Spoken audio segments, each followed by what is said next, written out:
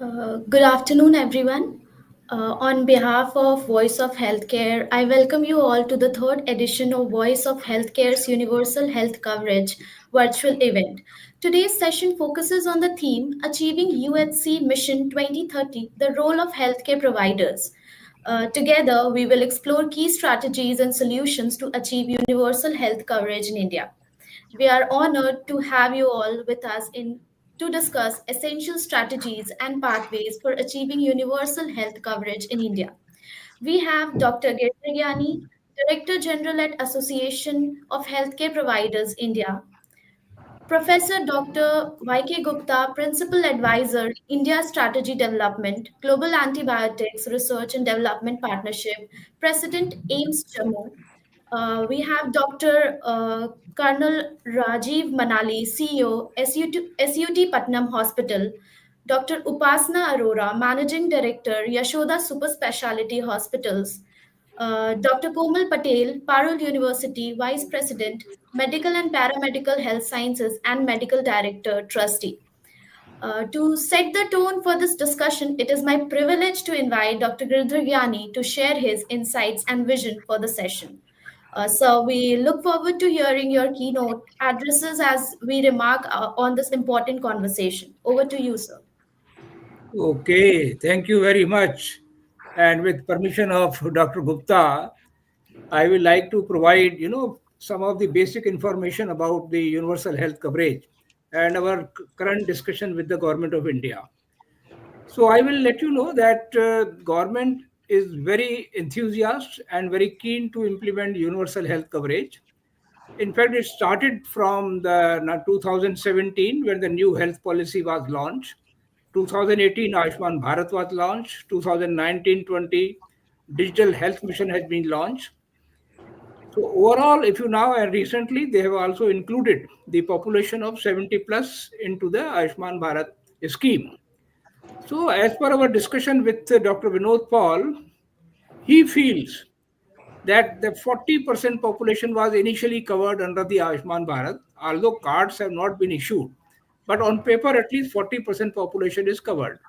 Then another 6% now population will be added with the 70 plus population. Another 7 to 8% population is already covered under CGHS, ECHS, and ESI kind of schemes. And then over and above, we have got around 15% of the people under private insurance. His estimate is that very soon we will be covering 70% of population under one or other cover. Now, if this really happens on ground, that means we are in a very happy position. India, as a developing country, if we are able to cover 70% population, but as I said, it has to happen on ground, which is actually not the case at this point of time. Okay. So to meet that, the second requirement comes availability of the infrastructure. And that is where we have a big problem. Roughly 9 lakh, जिसको हम कहते हैं, 9 lakhs beds are available today with the government sector, and roughly 12 lakhs beds are available with the private sector. This data is little 2 years old, I can say. We are trying to update this data. तो फिर भी हम मान के चलिए कि around 21 lakhs beds are available.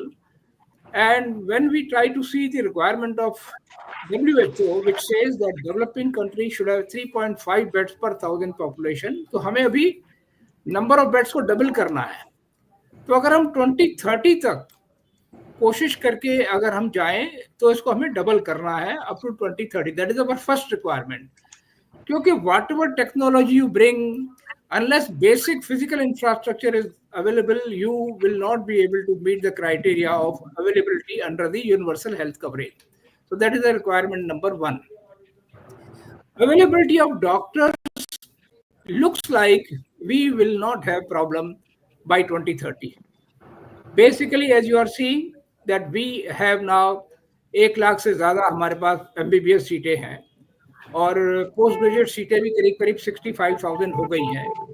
तो I think by the time these people pass out after 3 years, we should have reasonable number of specialist available. इस समय मेन प्रॉब्लम हमारी है स्पेशलिस्ट की, और वो अभी एकदम सॉल्व नहीं होने वाली है. अभी इसमें 4-5 साल लगेंगे कम से कम. That is one. Second issue of universal health coverage is the accessibility. वहाँ पे we have serious problem. We have submitted report to Dr. Vinod Paul, जिसमें हमने दिखाया था कि there is a huge variation from state to state. And we found Karnataka was the best state where they have got 4 beds per thousand population. Kerala comes next, 3 beds per thousand population. UP, for example, has got 1.4. Tamil Nadu has got somewhere 2.4. Bihar, worst case is the Bihar, 0.3 beds per thousand population. So you can imagine what kind of huge variation is existing in India. And that makes population, let us say, of the Bihar is the worst sufferer. They will have to travel all the way to different states to take the treatment. So I think this was the first report, which is eye-opener even to government, that we have got huge disparity in terms of availability of the number of beds from state to state. Unless you improve that universal health coverage, we will not be able to achieve. So इसका solution, I don't know what is the solution, but what we have suggested, for example, हमने देखा कि पौंडीचेरी में 9 medical colleges हैं और कहीं है 6 medical colleges हैं. I think we should not allow new medical colleges in the same district. Rather, you go to different district. Once a medical college opens in one particular district, that medical college teaching hospitals becomes available. Around their development happens. The CMC, I think, is the best example of our country. It started from a small clinic, and today the Vellore is a huge town. All happened because of the CMC. So this is the not an easy solution, but we have made a point to the government that accessibility also is the issue, not simply availability, accessibility. In terms of affordability, government feels that once 70% population is going to get cover or free healthcare services up to 5 lakhs rupees, which may they increase to 7.5 lakhs in time to come, cashless scheme. The affordability then should not be an issue. But we have told them, no, it still is an issue because at that Ayushman Bharat rates, our tertiary care hospital will not be able to provide you the health care unless you revise the rates or you allow hospital to charge co-payment, because the cost of healthcare is definitely going to increase with the fact that we are using technology, and technology is helping us to have better diagnosis. And मैं government को कई बार याद कराता हूँ उन्हीं का data that at the time of independence our average life expectancy was around 35 years. Today we have got 73 years. So this life expectancy has improved so much, all because of the good health services. So I think the affordability also is an issue from that point of view. And last component of universal health coverage is the quality. I think वो मेरे ख्याल से हम we are in a reasonably good state. NAPH के आने से accreditation, certification, काफी awareness हो गई है और this awareness is increasing now. So I think quality, but ultimately at the end of day, unless you provide enough services, क्योंकि quality, how the quality comes, supply and demand. Today demand is high and supply is less. So quality will take the back seat. Once the number of beds increases, number of hospitals increases, this I think quality will further improve. And my last point is that the tertiary care is not available in tier 3 towns. And this we have been reminding government number of times that unless you provide huge incentives, private sector cannot open hospital in tier 3 towns simply because of the viability factor. So I think government should be wise enough to come aggressively, provide incentives, which ultimately is going to benefit the government and at the same time to community at large. So I think Gupta Sahab, these are my opinions in terms of the 4 component of the universal health coverage: availability, accessibility, affordability, and acceptability. That is the quality. I think this is from my side. Over to Dr. Gupta. ज्ञानी साहब, आपसे मुझे लगता है कि इतना ज्ञान इतने छोटे समय में नहीं मिल सकता किसी को भी. I really appreciate जो डॉक्टर ज्ञानी ने मैसेज दिया that though we have almost 70% coverage हमारा हो जाएगा या हो गया है, but still there are certain issues which need to have great attention, particularly मैं अभी भी कहता हूँ कि आपने जो कहा कि हमारे पास क्वालिटी रीजनेबली वेल है, लेकिन हम हेल्थ सर्विसेज में रीजनेबली वेल करके भी हमें सेटिस्फेक्शन नहीं होता. इसमें 100% क्वालिटी का हमको चाहिए. Yeah, सो yeah, लेकिन very. बाकी जो बाद में आपने इतने डेटा दिया, I think we are we feel pride in saying that हमारी हेल्थ केयर सर्विस इंडिया में are much much higher and better in if you just see in totality, not I'm seeing in if you just see in highest care center or maybe like that.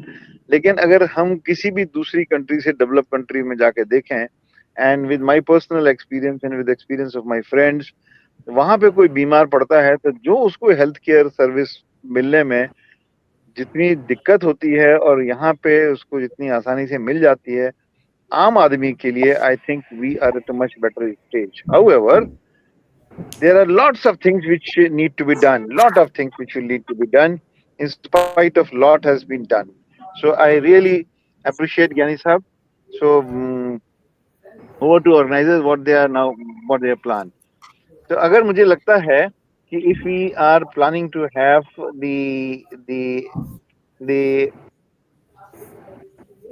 मेरा ये Uh, Thank you so much, Dr. Gyani, for sharing your invaluable thoughts and perspectives. Now, it's my pleasure to invite our session moderator, Dr. Y.K. Gupta. Dr. Gupta, thank you for joining us today. We are eager to hear your guidance and leadership as you take charge of the session flow. Over to you, sir.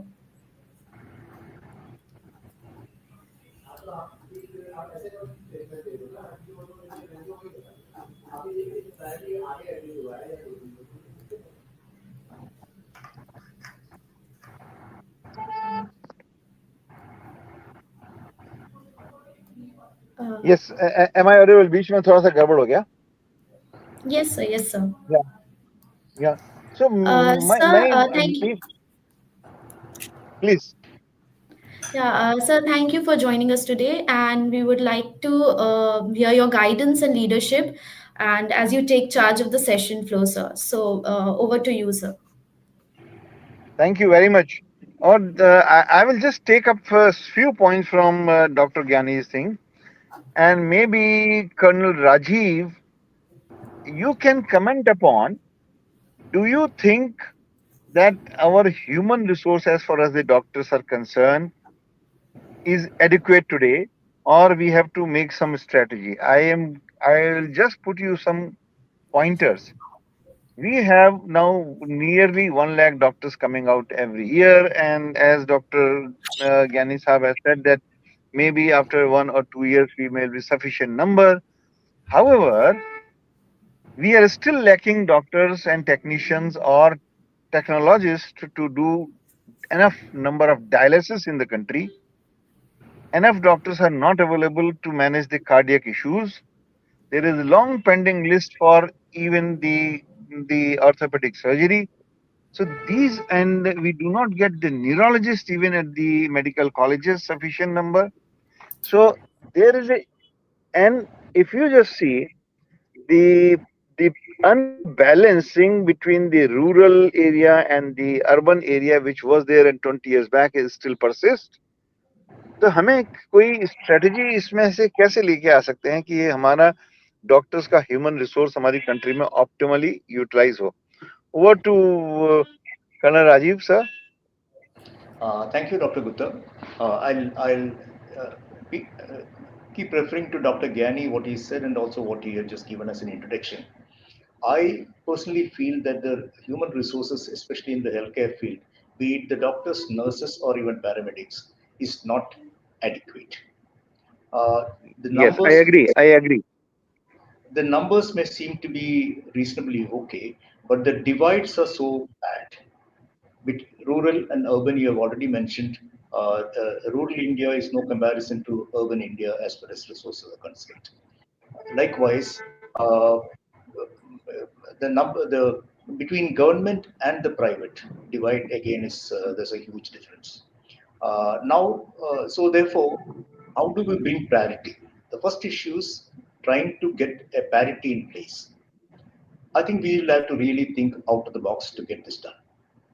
Firstly, I have my own thought process, which I think that it is high time that we thought in terms of this public-private partnership and with very clear ideas as to what should public do and what should private do.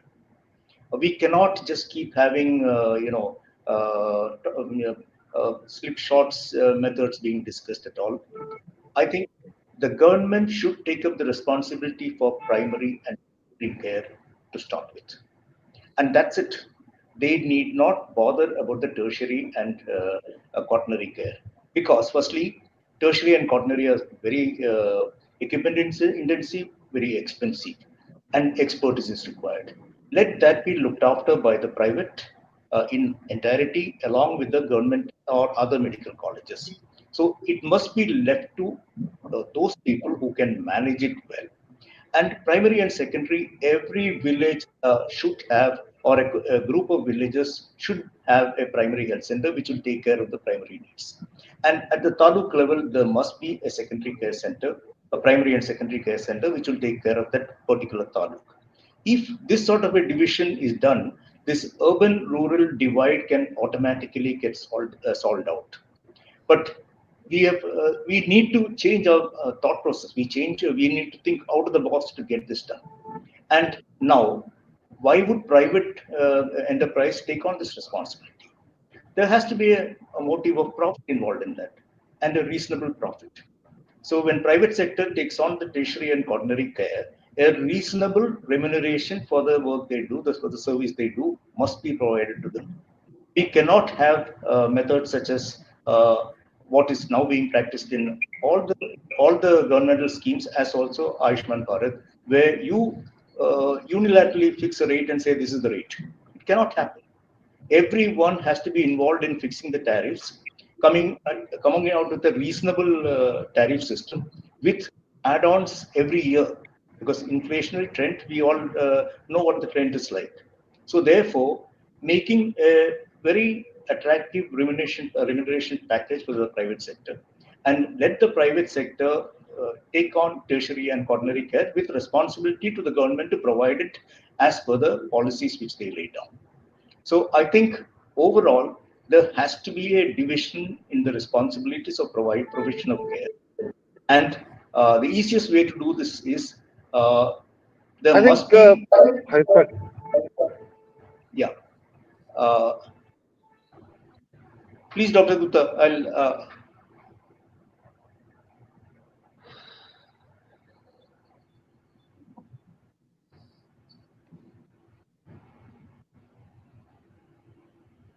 we can't hear you.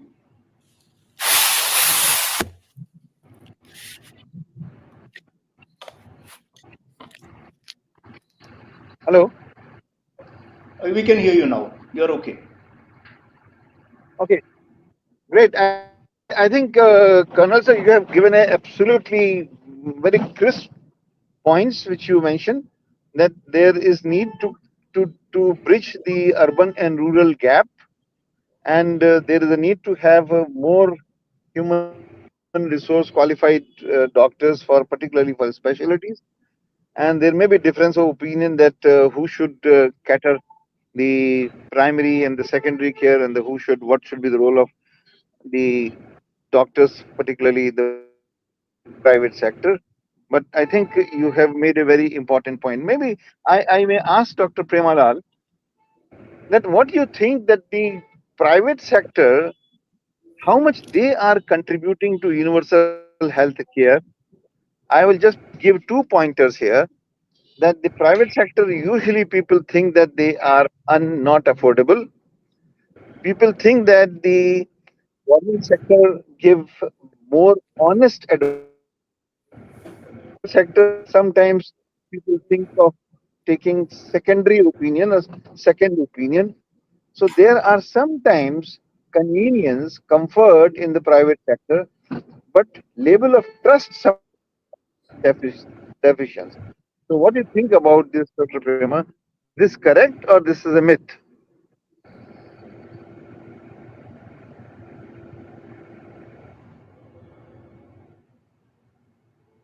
Dr. Prema, you're mute.